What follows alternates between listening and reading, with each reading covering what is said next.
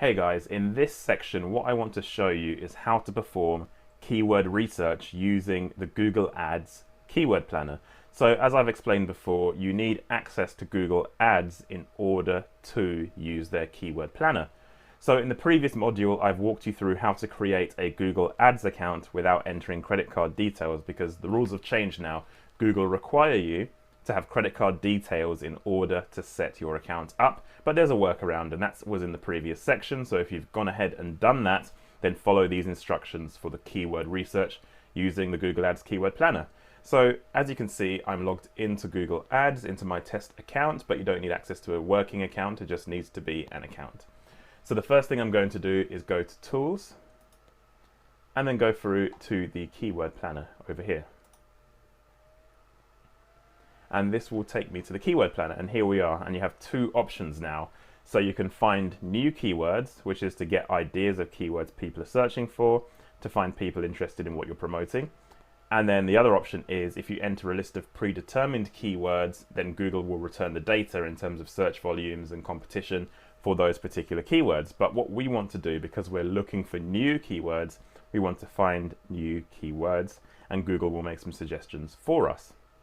So I'm going to click that.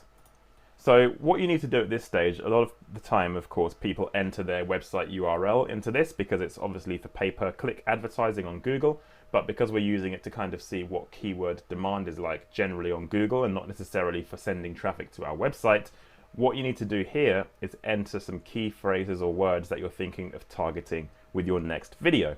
So for example, in my niche on online marketing, I might want to create a video around SEO or elements of SEO. So I might type in keywords like SEO or SEO keywords, or something along the lines of organic search. So all of these kinds of terms are related to my industry. Sorry, it's deleted that. SEO keywords, let's put that back in. And then organic search. Okay, so these are a few examples. You can put a lot more in than this, and obviously for your niche, you need to look at what your video you're thinking of producing and the kind of keywords around what you're discussing. It could be around gaming, it could be around makeup and beauty, around specific products. Just have a look and see. It might even be around questions. So if we just click the Get Started button, now I've done that, what will happen is Google will return a list of potential keywords. And here they are.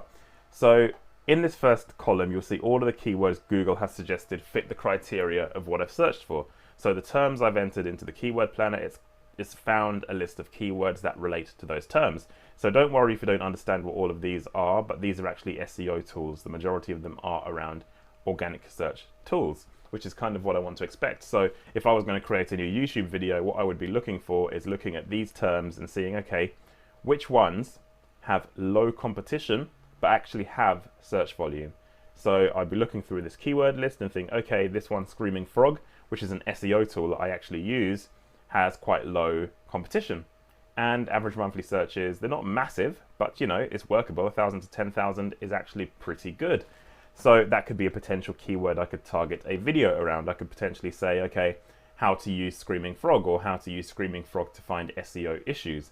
So these kind of keywords are going to be very good. Now, I don't want you to go ahead and scroll through all of these keywords one by one and have a look through manually.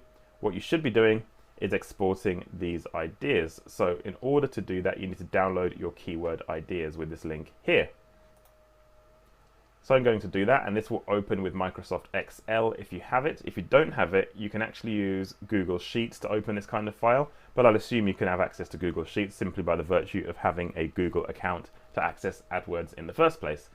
So I'm going to open that download now that it's opened.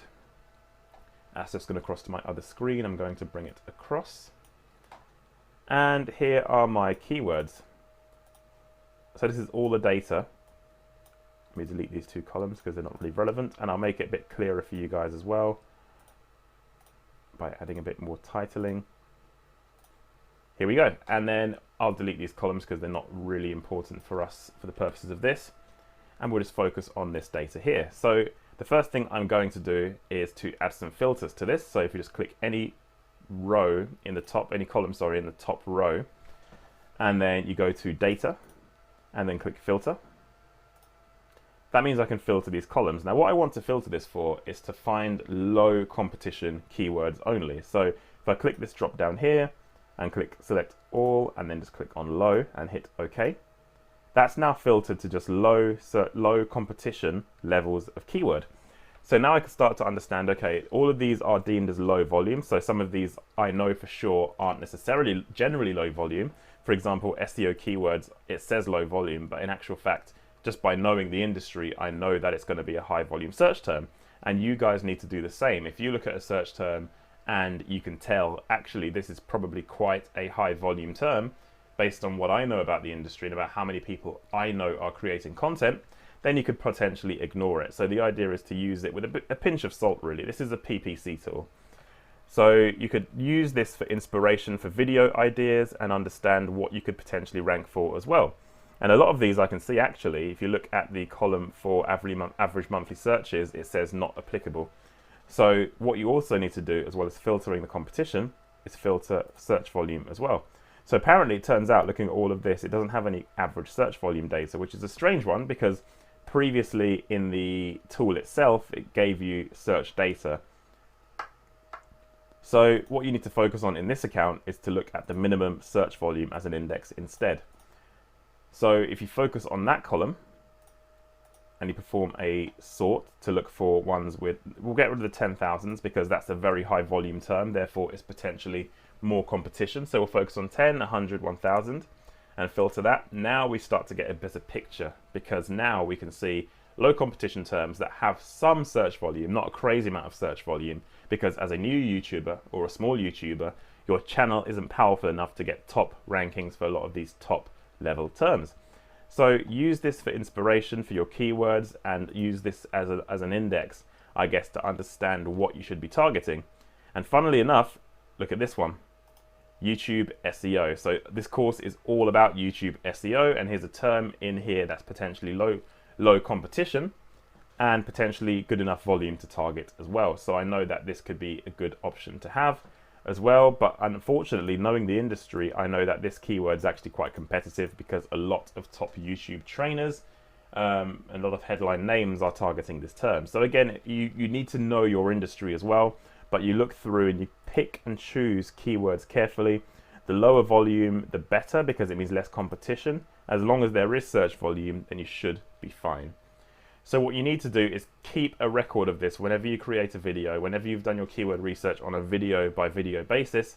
And then when we get to the stage of this course where we're uploading a video, this is going to help you with your metadata and your tags. And I'll go on to that in this course. But remember, keyword research is where it all begins. So Google keyword research and YouTube keyword research as well. Thanks for watching, guys.